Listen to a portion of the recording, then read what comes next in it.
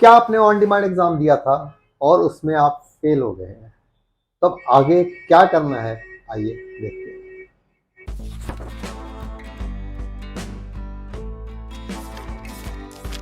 Hello, नमस्ते, सत श्री अकाल, आदाब। मैं हूं आपका education doctor Amrik Singh, brilliant academic special channel में आपका हार्दिक स्वागत करता हूं। दोस्तों, ऑन डिमांड एग्जाम अभी अभी रिजल्ट भी आया है जनवरी 2023 का।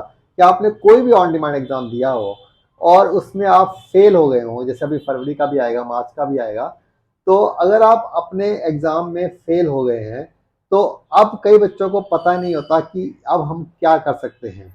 कईयों को ये डाउट रहता है कि वो पब्लिक एग्जाम में, जो एग्जाम अभी अप्रैल में हो रहे हैं, क्या हम उसमें एग्जाम दे सकते हैं।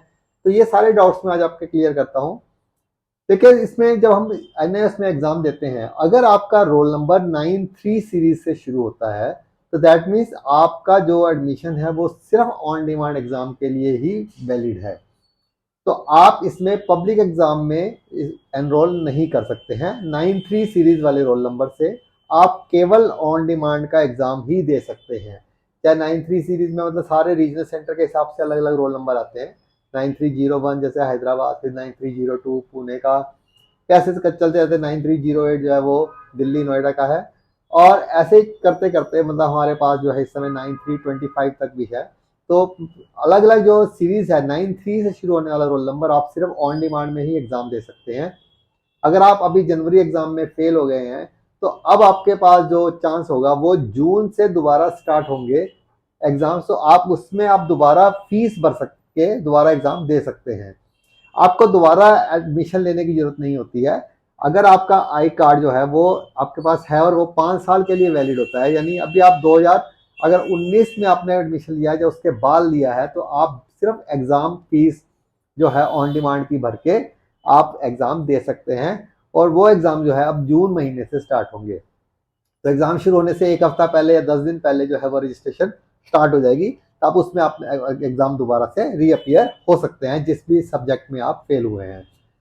यदि आप पब्लिक एग्जाम देना चाहते हैं तो आपका जो रोल नंबर है वो 93 के अलावा कोई और सीरीज में होना चाहिए, तो फिर आप पब्लिक एग्जाम में दे सकते हैं। पर पब्लिक एग्जाम भी देने के लिए आपको जो एग्जाम फीस होती है वो कम से कम नहीं तो 4 महीने पहले भरनी होती है। यानी अप्रैल की जो एग्जाम फीस थी वो दिसंबर और जैन में ही, जो अक्टूबर की एग्जाम फीस है वो जून से स्टार्ट हो जाएगी। 1 जून से आप उसको भर सकते हैं अगर आप अक्टूबर में पब्लिक एग्जाम में देना चाहते हैं और आपका जो रोल नंबर है वो 93 के अलावा किसी और सीरीज में है।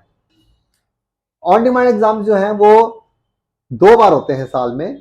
एक बार जून से लेकर सितंबर तक, फिर अक्टूबर और नवंबर महीने में ये एग्जाम नहीं लिए जाते हैं, उस समय पब्लिक एग्जाम चलते हैं। फिर उसके बाद दिसंबर से लेकर मार्च तक। इस बार इन्होंने जनवरी से स्टार्ट किया था क्योंकि पब्लिक एग्जाम भी काफी लेट हुए थे पिछली बार। तो दिसंबर से मार्च और जून से सितंबर, ये 2 बार जो है, ये 2 सेशन में एग्जाम लिया जाता है। इसको हम ब्लॉक 1 और ब्लॉक 2 से भी बुलाते हैं। तो आप सिर्फ इन 2 ब्लॉक्स में ही एग्जाम दे सकते हैं अगर आपका रोल नंबर 93 सीरीज में हो रहा है तो। और अगर आपका जो उसके अलावा कोई भी रोल नंबर है तो आप पब्लिक एग्जाम के लिए जा सकते हैं, परंतु उसके लिए आपको जो फीस है वो अप्रैल एग्जाम्स के लिए जनवरी महीने में भरनी होती है लास्ट, और जो अक्टूबर एग्जाम्स है उसके लिए आपको मैक्सिमम जुलाई तक फीस भरनी पड़ेगी। तो फीस भरने के लिए आप अपने वही स्टूडेंट लॉगिन में जाएंगे तो वहां पे जाके आपको एग्जाम फीस भरने का जो है वो ऑप्शन आएगा। और जो जब ये एग्जाम फीस खुलती है तो इसमें जो है बाहर जो है एग्जाम फीस, उसमें इसकी एनआईएस की साइट पे जाकर भी भर सकते हैं।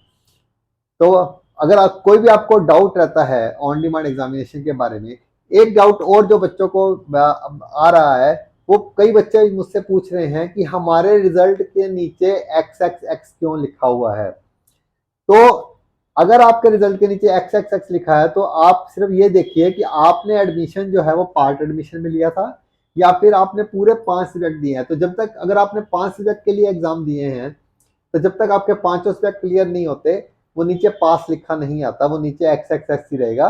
और अगर आपने लिया ही पार्ट एडमिशन में है तो आपका XXX ही आएगा हमेशा, क्योंकि आप 5 सब्जेक्ट के लिए एलिजिबल ही नहीं थे। तो वो आपसे सब्जेक्ट के आगे देखिए, उसके आगे P लिखा है या SYC। SYC मीन्स होता है सब्जेक्ट येट टू क्लियर। अगर सब्जेक्ट के आगे पी लिखा हुआ है तो इसका मतलब वो सब्जेक्ट आपका क्लियर है। नीचे वाला जो रिजल्ट है एक्स एक्स एक्स वो आपका पार्ट एडमिशन के लिए कभी भी पास लिखा नहीं आएगा। तो अगर फिर भी आपको कोई प्रॉब्लम हो तो आप मुझे इस नंबर पर कॉल करके पूछ सकते हैं। अगर आप मेरे चैनल पर पहली बार आए हैं तो इसे सब्सक्राइब कर लीजिए ताकि कोई भी एजुकेशन जुड़ी जो अपडेट है वो आपको टाइम टू टाइम मिलती रहे। तो नेक्स्ट वीडियो तक के लिए बाय बाय।